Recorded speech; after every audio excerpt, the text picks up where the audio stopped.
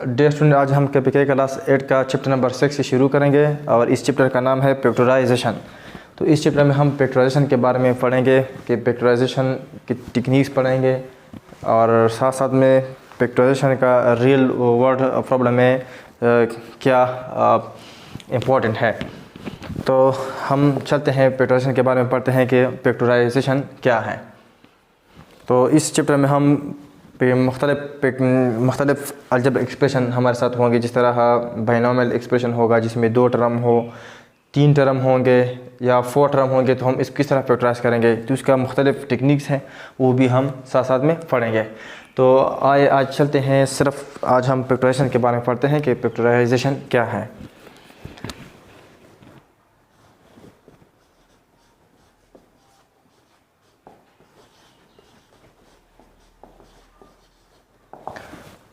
तो इस चैप्टर का नाम क्या है? फैक्टराइजेशन है। तो फैक्टराइजेशन के बारे में हम पढ़ेंगे कि फैक्टराइजेशन क्या है। तो सबसे पहले फैक्टराइजेशन से पहले हम ये पढ़ते हैं कि फैक्टर क्या है। तो फैक्टर क्या है, फैक्टर पढ़ते हैं पहले, फिर इसके बाद फैक्टराइजेशन पे आते हैं। हमने जो छोटे क्लासेस में है पढ़े हैं कि डिवाइजर क्या है, डिवाइडेंड क्या है, क्वोशंट क्या है या डिवीज़न क्या है और उसकी सिंबल क्या है। तो ये सारे हमने छोटे क्लास में पढ़े हैं, लेकिन थोड़ा हम रिव्यू करते हैं। जिस तरह अगर हम इधर लिख लें सेक्स, तो कोई हमें सेक्स नंबर दे तो इसको डिवाइड करो, मतलब ये सेक्स किन किन नंबर पे डिवाइड होता है। इस तरह अगर हम ले लें 2 तो सेक्स 2 पे डिवाइड हो सकता है। तो इधर हम लिखेंगे 2 3 6। तो इसको हम क्या करें, मतलब डिवीज़न के बाद हम सेपरेशन करते हैं, तो सेक्स अगर हम सेक्स सेपरेट करें तो 0 आता है। इसको हम कहते हैं रिमाइंडर और इसको हम कहते हैं डिवाइज़र और इसको हम कहते हैं क्वोशंट और इसको हम कहते हैं डिवाइडेंड और इस सारे प्रोसेस को हम कहते हैं डिवीज़न।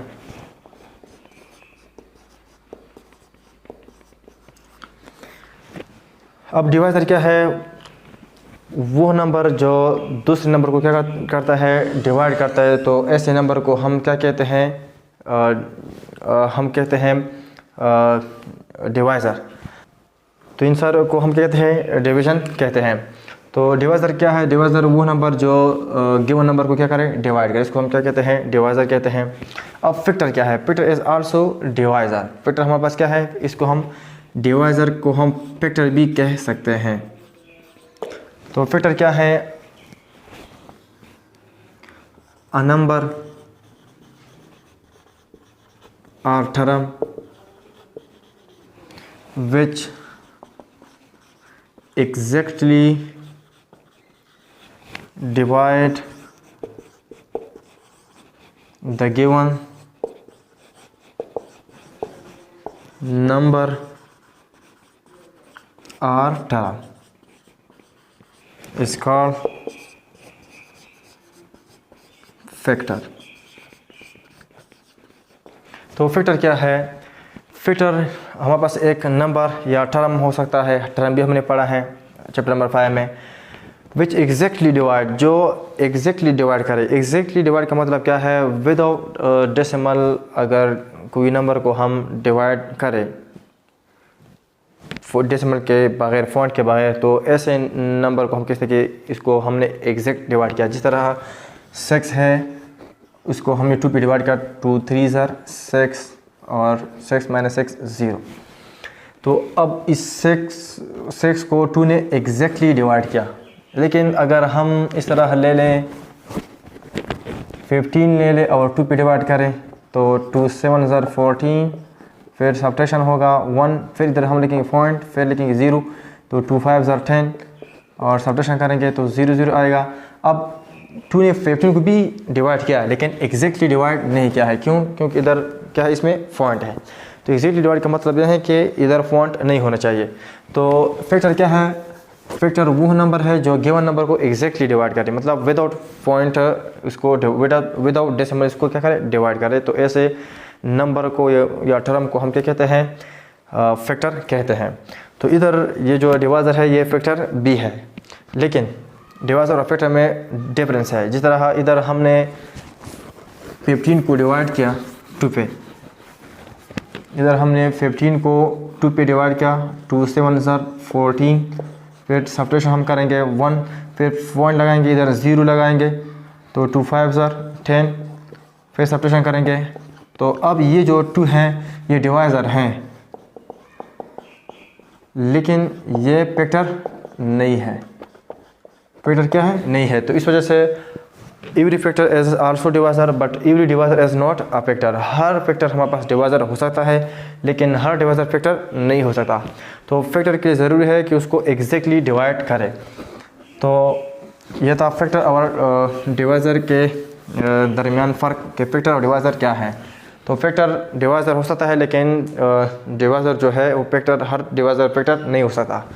दूसरा है कि अगर एक नंबर को, ये जो एक नंबर है 6, अगर इसको हम 2 या 3 पार्ट में इस तरह डिवाइड करें कि हर 2 पार्ट के बीच में मल्टीप्लाई का साइन हो और उसकी प्रोडक्ट से 6 आ जाए, तो ऐसे सारे पार्ट को हम क्या कहेंगे? फैक्टर कहेंगे। इस तरह अगर इस 6 को मैं लिख लूँ 2 मल्टीप्लाई बाई 3 और इसको अगर मैं मल्टीप्लाई करूँ तो इसका प्रोडक्ट भी 6 आता है।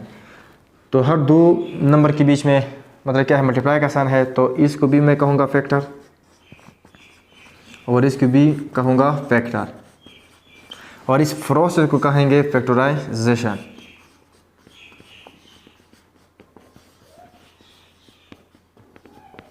और इसको कहेंगे प्रोडक्ट। तो इस तरह अगर हम लिख लें 16 को, तो 16 को मैं इस तरह लिख सकता हूँ 2 मल्टीप्लाई बाई 2 मल्टीप्लाई बाई 2। तो ये 16 को हमने नंबरों के पार्ट में और हर 2 नंबर के बीच में मल्टीप्लाई का साइन है और इसका प्रोडक्ट भी 16 आता है, तो इसको हम क्या कहेंगे? ये भी फैक्टर होगा इस 16 का, ये भी और ये 2 भी और ये 2 भी, और इस सारे प्रोसेस को हम क्या कहेंगे? फैक्टराइजेशन। तो फैक्टराइजेशन क्या है? The process of factor is called factorization. अब इसको हम कहेंगे प्रोडक्ट। अब अगर हम इस तरह लिखें कि 12 हमारे पास बराबर है 8 + 4। अब अगर इसको हम ऐड करें तो 12 आता है, लेकिन इन दोनों पार्ट में, इन दोनों नंबरों के बीच में क्या है? प्लस का साइन है, तो इस वजह से ये फैक्टराइजेशन नहीं है, ये फैक्टराइजेशन नहीं है। तो फैक्टराइजेशन की ज़रूरी है कि एक नंबर को हम नंबरों के टुकड़े में लेके, लेकिन हर 2 नंबरों के टुकड़े में क्या हो? हर 2 नंबर के पार्ट में क्या हो? मल्टीप्लाई का साइन हो, और साथ में उसका प्रोडक्ट भी क्या हो? प्रोडक्ट भी उसका मल्टीप्लिकेशन का प्रोडक्ट भी वही नंबर आता हो। तो फिर ऐसे प्रोसेस को हम कहते हैं फैक्टराइजेशन। इस तरह अगर हम लिख लें, इस तरह हमने क्लास 7 में फार्मूला पढ़ा है a + b² और इसके बराबर हैं, मतलब है कि a + b को 2 टाइम मल्टीप्लाई करो तो इस तरह आएगा ये। तो अब इनके बीच में क्या है? मल्टीप्लाई का साइन है और इनका प्रोडक्ट भी इस प्रोडक्ट के बराबर होता है, तो इस वजह से ये हमारे पास क्या है? ये भी फैक्टर है और ये भी फैक्टर है, और साथ में ये क्या है? टर्म है, ये भी टर्म है, ये भी टर्म है और ये भी टर्म है।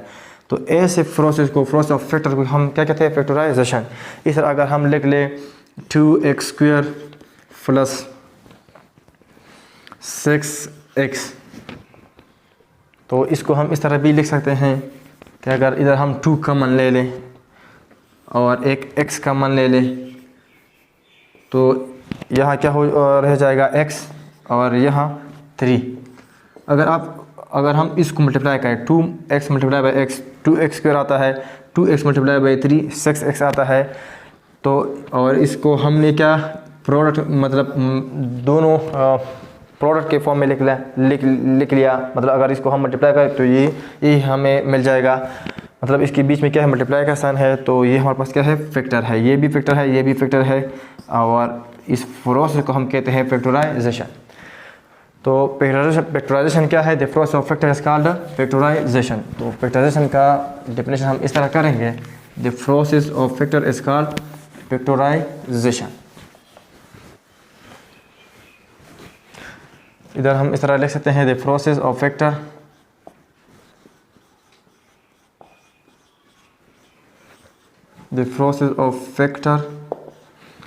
is called factorization। तो फैक्टराइजेशन के प्रोसेस को हम क्या कहेंगे, फैक्टर के प्रोसेस को हम क्या कहेंगे, फैक्टराइजेशन। तो फैक्टराइजेशन का रियल वर्ड में क्या मतलब इम्पोर्टेंट है, क्या अहमियत है। इस तरह इस बुक्स में, क्लास 8 के बुक्स में भी एक एग्जांपल दिया गया है कि अगर एक फील्ड है और अगर उसका लेंथ जो है ब्रेथ से 1 स्टेप क्या है, 1 स्टेप या वेट, उसका लेंथ वेट से 1 स्टेप क्या है, मोर है। मतलब अगर इसका वेट W है तो उसका लेंथ क्या है, W+1। और अगर इस फील्ड का एरिया 56 मीटर स्क्वायर है तो आप ये फाइंड करें कि इसका ब्रेथ क्या होगा और इसका लेंथ क्या होगा। तो ये क्वेश्चन जो है ये हम किस पे सॉल्व करेंगे, किसकी मदद से, फैक्टराइजेशन की मदद से हम इसको सॉल्व कर सकते हैं। मतलब ये है कि एरिया हमारे पास किसके बराबर है, एरिया का फार्मूला क्या है रेक्टेंगल के लिए, कि लेंथ मल्टीप्लाई बाय ब्रेथ। यहाँ हमारे पास एरिया किसके बराबर है, 56 मीटर स्क्वायर के बराबर है, और लेंथ क्या है W+1, और ब्रेथ किसके बराबर है, W के। अब इसको हम मल्टीप्लाई करेंगे तो ये आ जाएगा 56 W multiply by W square plus W multiply by 1 W। इसको हम इस तरह भी लिख सकते हैं कि W square plus W equal to 56। इस 56 को अगर हम इधर लाएं तो क्या आ जाएगा, W square plus W minus 56 equal to 0। Class में हम फैक्टराइजेशन के टेक्निक्स पढ़े थे। एक ये था कि अगर सबसे पहले हम क्या लेंगे, कॉमन लेंगे, लेकिन इधर तो कोई कॉमन नहीं है। फिर क्या करेंगे, फर्स्ट लास्ट को मल्टीप्लाई, या अगर 3 टर्म है, फर्स्ट और लास्ट स्क्वायर है, बीच में जो टर्म है वो इसका कोएफिशिएंट इवन हो तो ये फार्मूला नंबर 3rd या 2nd होता। लेकिन यहाँ क्या है, हमारे पास जो कोएफिशिएंट है वो भी ऑड है और यहाँ कोई भी स्क्वायर नंबर भी नहीं है। तो फिर हम क्या करेंगे कि मिड टर्म ब्रेक मेथड इस्तेमाल करते हैं। यानी फर्स्ट लास्ट को मल्टीप्लाई करो तो इसे क्या आएगा, -56 W स्क्वायर। अब ऐसा 2 टर्म कि अगर हम इसको ऐड करें तो क्या आ जाए, प्लस W आ जाए। अगर मल्टीप्लाई करें तो क्या आ जाए, -56 W स्क्वायर। तो अगर हम इस पे सोचें कि अगर हम ले लें +8 W माइनस 7 W, अगर इसको हम ऐड करते हैं तो प्लस W आता है। अगर इसको हम मल्टीप्लाई करें तो इसे आएगा -56 W स्क्वायर। तो इधर हम क्या करेंगे, इस W की जगह हम ये लिखेंगे, यहाँ हम लिखेंगे प्लस W की जगह हम लिखेंगे 8 W minus 7 W minus 56 equal to 0। अब जब 4 टर्म हो तो फिर हम पेयर बनाएंगे, यह भी एक पेयर होगा, ये भी एक पेयर होगा, और इस पेयर में से कॉमन हम लेंगे। इन पेयर में कॉमन क्या है, W है, तो यह हो जाएगा W प्लस 8। इसमें कॉमन क्या लेंगे, -7 लेंगे तो यह होगा प्लस W और यह होगा प्लस 8। फिर इन दोनों में कॉमन W प्लस 8 है तो फिर कॉमन लेंगे तो यह होगा W प्लस 8 और ये होगा W माइनस 7 और इधर लिखेंगे इक्वल टू 0। यह हमारे पास ये क्या है, इक्वल टू 0 है।